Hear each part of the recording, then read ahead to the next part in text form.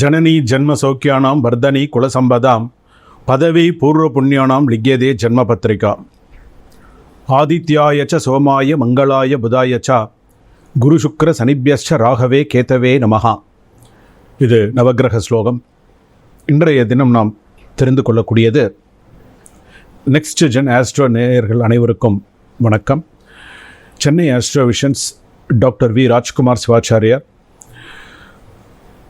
இன்றைய தினத்தில் புரட்டாசி மாத பலன்கள், புரட்டாசி மாதத்தில் 12 ராசிகளுக்கான பலன்கள் எப்படி இருக்கும், 12 ராசிகளுக்கான யோகங்கள்லாம் எப்படி இருக்கும் அப்படிங்கிறத நம்ம பார்க்க போகிறோம். நிறையா பேர் சொல்லியிருந்தாங்க, இந்த மாத பலன்கள் அப்படிங்கிறது பார்த்திங்கன்னா சில பேருக்கு பார்த்திங்கன்னா அப்படியே நடக்கும், சில பேருக்கு பார்த்திங்கன்னா காலதாமதமாக சில விஷயங்கள் நடக்கும். இப்போ நிறைய பேர் சொல்லியிருந்தாங்க. ஸோ இப்போ பார்த்திங்கன்னா ஆகஸ்ட் மாதத்தில் போட்டிருந்த பதிவில் வேலை மாற்றம் வரும்னு சொல்லியிருந்தேன். அதே போல் வேலை மாற்றம் எனக்கு வந்திருந்தது அப்படின்னு சொல்லியிருந்தாங்க. சில பேருக்கு பார்த்திங்கன்னா இடம் மாற்றம் வரும் அப்படின்னு சொல்லியிருந்தேன். இடம் மாற்றம் எனக்கு வந்திருந்தது சுவாமி அப்படின்னு சொல்லியிருந்தாங்க. சில பேருக்கு அந்த ராசி பலன்கள் அப்படிங்கிறது பார்த்திங்கன்னா இது பொதுவான ராசி பலன்கள் தான். இப்போ நான் மேஷ ராசிக்கு சொல்கிறேன் அப்படின்னு சொன்னால் இது பொதுவான ராசி பலன்கள். இந்த மாதத்துக்கு, இந்த புரட்டாசி மாதத்தில் இந்த மேஷ ராசிக்கு இப்படி தான் இருக்கும், அஸ்வினி பரணி கிருத்திகை நட்சத்திரம் 1ஆம் பாதம் வரையில் இப்படி தான் இருக்கும் அப்படிங்கிறது கிரக அமைப்புப்படி நம்ம சொல்கிறோம்.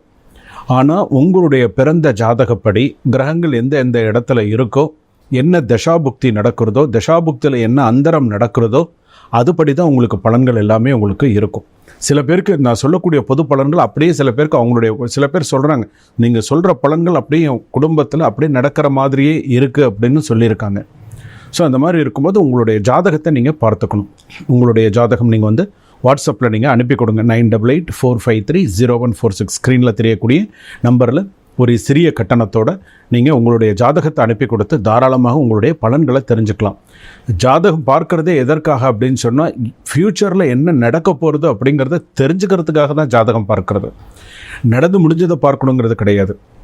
இனிமேல் எப்படி நடக்கும், இந்த 24 நவம்பர் டிசம்பர் 2025 என்னுடைய ராசிக்கெல்லாம் எப்படி இருக்கும், என்ன நடக்கும் எனக்கு அப்படிங்கிறது தான் முக்கியம். என் ராசிக்கு இதுதான் நடக்கும், என்னென்ன விஷயங்கள் இருக்குது அப்படிங்கிறது தான் அதில் ரொம்ப முக்கியமானது. ஸோ உங்களுடைய ஜாதகத்தை நீங்கள் வாட்ஸ்அப்பில் அனுப்பி கொடுத்து நீங்கள் கேட்கலாம்.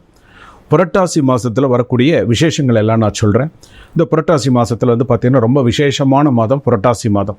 இந்த புரட்டாசி மாதத்துடைய நிகழ்வுகள் அப்படின்னு எடுத்துக்கும்பொழுது, நவராத்திரி சுவாமிக்கு எப்படி சிவபெருமானுக்கு எப்படி சிவராத்திரியோ அதுபோல் அம்பாளுக்கு 9 ராத்திரி அப்படின்னு என்று சொல்லக்கூடிய நவராத்திரி அம்பாளுக்கு ரொம்ப விசேஷமானது. துர்கா, லக்ஷ்மி, சரஸ்வதி என்று சொல்லக்கூடிய அம்பாளுக்கு ரொம்ப விகந்தது. விஜயதசமி, ஆயுத பூஜைன்னு விசேஷமான ஒரு நாட்களாக அமைகிறது புரட்டாசி மாதத்தில். அதற்கு அடுத்ததாக பார்த்திங்கன்னா புரட்டாசி சனிக்கிழமை, எல்லா சனிக்கிழமை பெருமாளுக்கு உகந்த மாதமாக அமைகிறது. எல்லா சனிக்கிழமையும் எல்லாருமே சில பேர் விரதம் இருக்கிறவங்களாம் தீர்த்தம் வாங்கி சாப்பிடாமல், துளசி தீர்த்தம் சாப்பிடாமல் இருக்க மாட்டேன். அந்தளவுக்கு விசேஷமாக விரதம் இருக்கக்கூடியதாக இருக்கிறது. அதற்கு அடுத்ததாக பார்த்திங்கன்னா புரட்டாசி ஆரம்பத்திலும் சரி புரட்டாசி முடிவிலும் சரி பௌர்ணமி வருது. அதே போல் பார்த்திங்க அப்படின்னு சொன்னால் புரட்டாசி மாதத்தில் மிக முக்கியமானது பார்த்திங்கன்னா மகாலய அமாவாசை, முன்னோர்களுக்கு திதி கொடுக்கக்கூடியது. முன்னோர்கள்லாம் பூமிக்கு இறங்கி வரக்கூடிய ஒரு நாட்களாக இருக்கும். அவங்களுக்கெல்லாம் பார்த்திங்கன்னா இந்த மகாலய அமாவாசை அன்றைக்கி நம்ம அவங்களுக்கு திதி கொடுக்கறது அப்படிங்கிறது ரொம்ப விசேஷமானது. நீங்கள் எவ்வளோ பூஜைகள் செய்தாலுமே திதி கொடுக்கறது அப்படிங்கிறது மிக முக்கியமானது. அது மட்டும் தட்டவே கூடாது. அதனால தான் நம்ம ஜாதக திதி நம்ம கொடுக்காம நம்ம பார்த்திங்கன்னா சில விஷயங்கள் நம்ம முன்னோர்களுக்கு செய்யக்கூடிய சில விஷயங்கள் நம்ம செய்யாமல் காலதாமதமாக தேதியை வச்சு சில விஷயங்கள்லாம் அந்த மாதிரி பண்ணும்போது நம்மளுடைய சந்ததிகளை பாதிக்கும். அதனால தான் சொல்கிறோம் பித்ரு தோஷம் இருக்குது, இந்த குடும்பத்தில் பார்த்திங்கன்னா முன்னோர்கள் குறை இருக்குது அப்படின்னு சொல்கிறோம் இல்லையா, இதெல்லாம் அந்த ஒரு காரணம் தான். ஸோ இது பித்ருக்களுக்கான தினம், மகாலய அமாவாசை என்று சொல்லக்கூடியது. ஸோ அது ரொம்ப மிக சிறப்பான, எல்லாருமே என்ன பண்ணுவாங்க, அந்த மகாலய அமாவாசைக்கு எல்லோரும் முன்னோர்களுக்கு நினைவு கூர்ந்து ஸோ அவங்களுக்கு படையெல்லாம் போட்டு பூஜைகள்லாம் நல்ல சிறப்பான முறையில் பண்ணுவாங்க. இப்போது அடுத்ததாக வரக்கூடிய 12 ராசி பலன்களை நம்ம பார்க்க போகிறோம்.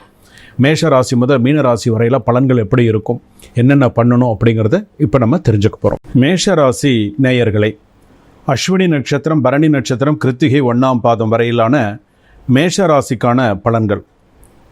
கோச்சார ரீதியாக பார்த்திங்கன்னா 12 ராசி கட்டத்தில் குரு ரிஷபத்தில் இருக்கார். மிதுனத்தில் பார்த்திங்கன்னா சந்திரன், செவ்வாய், கடகத்தில் புதன், சிம்மத்தில் சூரியன், கன்னியில் ஜாதகத்தில் சுக்கிரன், கேது, கும்பத்தில் சனி, மீனத்தில் ஜாதகத்தில் ராகு, இப்படி இருக்கக்கூடிய கிரகங்கள் கிரக அமைப்பில் இருக்கு. அப்படி இருக்கக்கூடிய நேரத்தில் மேஷ ராசிக்கான பலன்கள் எப்படி இருக்கும், இந்த மாதத்தில் நீங்கள் எவ்வளோ கவனமாக இருக்கணும், எப்படி இருக்கணும்? முதல் விஷயம் என்ன அப்படின்னா, எடுத்த முடிவில் பின்வாங்காத, அதே சமயத்தில் கண்ணும் கருத்துமாக இருக்கும் மேஷ ராசி நேயர்களே, உங்களுக்கான பலன்கள் இந்த மாதத்தில் நீங்கள் எப்படி இருக்கணும் அப்படின்னு சொன்னால், பகை மாறும். அதாவது யார் கூடயாவது ஒரு வேற்றுமை இருந்ததுன்னு வச்சுக்கோங்களேன், சில விஷயங்கள்லாம் அதெல்லாம் மாறக்கூடிய சூழ்நிலைகள் மேஷ ராசிக்கு உண்டு. அதற்கு அடுத்ததாக பார்த்தீங்கன்னா, தடைப்பட்ட காரியங்கள் அனைத்தும் சுபமாக நடக்கும். நீங்கள் என்னென்னலாம் இப்போ நீங்கள் முக்கியமான விஷயங்கள்னு நினச்சிட்டு புரட்டாசி மாதத்தில் சில தடங்கல்கள்லாம் விலகக்கூடிய யோகங்கள் உண்டு. மனதில் இருந்த சஞ்சல நிலை மாறும். மனசில் ஏதாவது சஞ்சலப்பட்டு இருக்குன்னு வச்சுக்கோங்களேன், அந்த சஞ்சல நிலை மாறும். அதற்கு அடுத்ததாக தொழில் வியாபாரம் சீராக இருக்கும், ஓரளவுக்கு அப்படியே கொஞ்சம் கொண்டு போகக்கூடிய அளவுக்கு இருக்கும். அதற்கு அடுத்ததாக உத்தியோக உயர்வு உண்டு. உத்தியோகத்தில் நீங்கள் அடுத்த லெவலுக்கு போகணுன்னு நினைக்கிறவங்க, ஒரு ப்ரொமோஷன்ஸாக இருக்கட்டும், ஏதாவது ஒரு உயர்வு அப்படிங்கிறது உண்டு. அதற்கு அடுத்ததாக பார்த்தீங்க அப்படின்னு சொன்னால், அரசாங்க வேலையில் இருக்கக்கூடியவர்கள் மிகுந்த கவனத்தோடு இருக்கணும். நீங்கள் சொல்லும் செயலும் அரசாங்க வேலையில் இருக்கிறவங்களுக்கு அவப்பெயர் வரும். ஸோ கவனமாக இருங்க இந்த புரட்டாசி மாதத்தில். அதற்கு அடுத்ததாக பார்த்தீங்க அப்படின்னு சொன்னால், பண நெருக்கடி கொஞ்சம் இருக்கும். பண நெருக்கடி சம்மந்தப்பட்டது, கொடுக்கல் வாங்கல் விஷயங்களில் கொஞ்சம் கவனமாக இருங்க. அதே போல் பார்த்தீங்கன்னா, எதையும் சமாளிக்கக்கூடியவர்கள், நீங்கள் எதையுமே சமாளிக்கணும் அப்படிங்கிற ஒரு யோகம் உண்டு, சமாளிச்சிருவீங்க.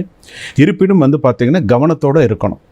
அதே போல் கலைத்துறையினருக்கு பார்த்தீங்கன்னா மனசில் கொஞ்சம் சஞ்சலத்தில் இருப்பாங்க. கலைத்துறையில் இருக்கக்கூடியவர்கள் கவனமாக இருக்கணும். தோல் சம்பந்தமான வியாதிகள் உண்டு, கவனமாக இருங்க. ஸ்கின் சம்மந்தப்பட்டது, ஸ்கின் அலர்ஜி, இதெல்லாம் கொஞ்சம் புரட்டாசி மாதத்தில் சில விஷயங்கள் வரும், கவனமாக இருங்க. முன்கோபம் ஏற்பட்டு வாய் தகராறில் போய் முடியும். இதில் நீங்கள் ரொம்ப கவனமாக இருங்க. முன்கோபம் ஏற்பட்டு வாய் தகராறாகி அதுவே பெரிய சண்டையாக மாறும். ஸோ மேஷராசி நேயர்களே, இதெல்லாம் நீங்கள் புரட்டாசி மாதத்தில் கவனமாக இருக்கணும். அதே போல் பார்த்தீங்கன்னா, வீண் சண்டை ஏற்படலாம், தேவையில்லாத சண்டைகள் வரும். ஸோ அதெல்லாம் கொஞ்சம் கவனமாக, உங்களுக்கு எது தேவையோ அதில் மட்டும் நீங்கள் கவனம் செலுத்துங்க, வேறு எதுவுமே வேண்டாம். அதற்கு அடுத்ததாக பார்த்தீங்கன்னா ஒரு பூமி மங்கள யோகம் உண்டு. ஏதாவது ஒரு மனம் வாங்க போகிறீங்க, ஏதாவது ஒன்று செய்ய போகிறீங்கன்னா அது விஷயமாக ஒரு பேச்சுவார்த்தைகள்லாம் நடக்கக்கூடிய யோகம் உண்டு. வெளிநாடு யோகம் உண்டு. திருமணத்திற்கு எதிர்பார்த்துட்டு இருக்கீங்க அப்படின்னு சொன்னால் அதெல்லாம் ஓரளவுக்கு கொஞ்சம் பேசி கொஞ்சம் கிட்டக்க வரக்கூடிய அளவுக்கு இருக்குது. இரண்டாவது திருமணத்திற்கு வெயிட் பண்ணிட்டு இருக்கிறவங்களுக்கு ஓரளவுக்கு சில விஷயங்கள்லாம் கிட்ட கூடி வரத்துக்கு உண்டான யோகங்கள் இருக்குது. மாணவர்கள் மாணவிகள் படிப்பில் அலட்சியம் காட்டாமல் படிக்கணும், சோம்பேறித்தனத்தை விட்டுறணும். இது வேண்டாம் அப்புறம் பார்த்துக்கலாம் அப்படிங்கிறது இருக்கக்கூடாது. அன்றைய விஷயத்தை அன்னன்னைக்கே முடிக்கிறது நல்லது. அதே போல் பார்த்தீங்கன்னா, ஜாதகத்தில் ஆகாத நிறம்னு இருக்குது. இந்த புரட்டாசி மாதத்தில் இந்த கலர் நமக்கு ஒத்து வராது அப்படின்னு சொல்லியிருக்கு. இந்த கருப்பும் நீலமும் கருநீலமும் கொஞ்சம் ஒதுக்கி வைக்கிறது நல்லது இந்த புரட்டாசி மாதத்தில். செவ்வாய்க்கிழமை அன்னைக்கு துர்க்கையும் முருகனையும் வழிபாடு நீங்கள் பண்ணினே ஆனால் இந்த புரட்டாசி மாதமானது மிகவும் சிறப்பாக இருக்கும். ஒரு 70% புரட்டாசி மாதம் மிக சிறப்பான முறையில் மேஷ ராசிக்கு இருக்குது. அதே போல் வழிபாடுகள் நீங்கள் தொடர்ந்து செஞ்சுட்டு வாங்க அப்படின்னு சொல்லி கேட்டுக்கிறேன். சுபம்.